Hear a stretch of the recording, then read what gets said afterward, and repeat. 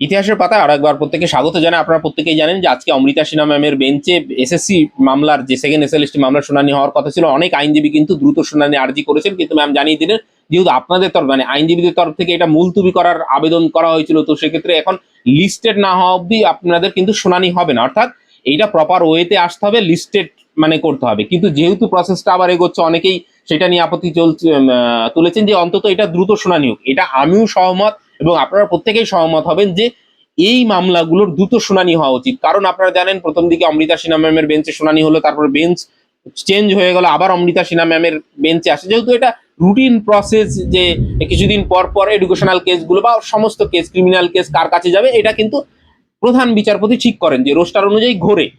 একই ব্যক্তির কাছে কিন্তু সব ধরনের কেস একই সঙ্গে থাকে না। কিন্তু এইটা যেহেতু খুব সেন্সিটিভ বিষয়, প্রত্যেকটা মামলারই গুরুত্ব আছে, কিন্তু এইটা যেহেতু অনেকের ভবিষ্যৎ নির্ভর করছে এবং সেক্ষেত্রে এর আগে একটা অঘটন ঘটেছে যে দীর্ঘ 7 বছর চাকরি করার পর চাকরি চলে গেছে, 5 বছর চাকরি করার পরই চলে গেছে। তো এটাও যদি আবার 5 বছর পর কোনো রকম নেগেটিভ আউটকাম আসে তাহলে অনেকের চাকরি চলে যেতে পারে। অলরেডি এসএসসি যেহেতু এই নোটিফিকেশন দিয়ে রেখেছে যে কেসের আউটকাম যা আসবে সেই অনুযায়ী সিদ্ধান্ত নেওয়া হবে। অতএব এইটাকে দ্রুততার সঙ্গে শুনানি করে বারবার বেঞ্চ চেঞ্জ না করে, সরকারের এখানে ভূমিকা রয়েছে, সরকার কি চাচ্ছে না চাচ্ছে সেটা দ্রুত মানে সাবমিশন করে দিক এবং প্রত্যেকের যা শুনানি শেষ করে সাবমিশন করে দিক এবং দ্রুত এইটা শুনানি নিষ্পত্তি করা হোক। কারণ মানে সিঙ্গেল বেঞ্চে নিষ্পত্তি হলেই কিন্তু হলো না, কেউ অসন্তুষ্ট হবেন আবার ডিভিশন বেঞ্চে যাবেন, আবার ডিভিশন বেঞ্চে কেউ অসন্তুষ্ট হবেন সে সুপ্রিম কোর্টে যাবেন, তো একটা লম্বা প্রসেস। তো সেক্ষেত্রে এইটা যেহেতু এর আগে একটা দুর্ঘটনা ঘটেছে, এই সেকেন্ড এসএলএসটির ক্ষেত্রে যাতে না হোক। জানেন 10 নাম্বার নিয়ে একটা সমস্যা রয়েছে, ওবিসি নিয়ে সমস্যা রয়েছে, এই ইডাব্লিউএস নিয়ে সমস্যা রয়েছে, আরো অনেক ধরনের সমস্যাগুলো রয়েছে।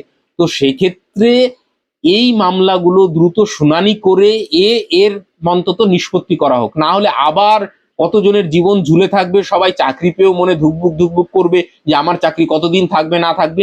তো এইসবের থেকে ভালো অতি দ্রুত শুনানি করে এগুলোর যা হোক একটা নিষ্পত্তি করা হোক। দেখুন যে অবস্থায় গিয়েছে 100% কারো পক্ষে 100% সঠিক জাস্টিস করা সম্ভব নয়। অনেক আগেও আমি বলেছিলাম যে এই কেসের কোনোদিনও যেই দিকেই যাওয়া হোক কেউ না কেউ একটু হলেও বঞ্চিত হবে।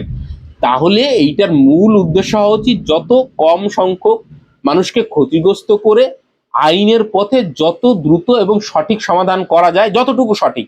100% সঠিক হবে না, আপনি যেদিকেই যান। আপনারা যদি কেসটা ভালো করে ফলো করেন তাহলে দেখতে পাবেন 16 সাল বলবে যে আমরা বঞ্চিত, ফেসার্সরা বলছে আমরা বঞ্চিত। তো এই যে টানাপোড়েন, এই টানাপোড়েনে কিন্তু আপনি 100% কাউকে সন্তুষ্ট করতে পারবেন না। তো আইনের বেসিসে যেটা হয়, ওবিসি সংক্রান্ত বিষয়, 10 মার্কের বিষয়, একটা কিছু থ্রু কোর্ট দিয়েই হোক, না হলে ওই মানে পরে আবার ওগুলো নিয়ে ঘোরাফেরা করবে। তো এই থেকে কোর্ট দিয়ে যা হওয়ার এইটা নিষ্পত্তি হয়ে যাক এবং এইটার দ্রুত সমাধান হয়ে যাক। তো এইটা অন্তত আমাদের দাবি থাকবে।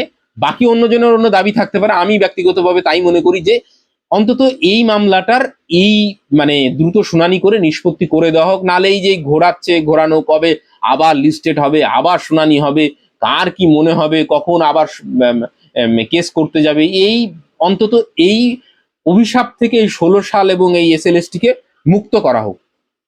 তো যাই হোক, দেখা যাক কি আপডেট আসে। যদি নেক্সট কবে শুনানি কি হচ্ছে না হচ্ছে সেটা আমি অবশ্যই আপডেট আপনাদের দিয়ে দেবো। তো আজকে বেসিক্যালি কোনো আপডেট নেই, এইটুকুই আপডেট।